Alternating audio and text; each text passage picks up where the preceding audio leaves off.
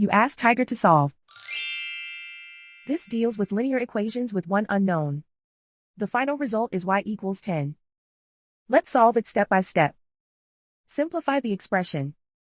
Expand the parentheses. Simplify the arithmetic. Group all constants on the right side of the equation. Add 4 to both sides. Simplify the arithmetic.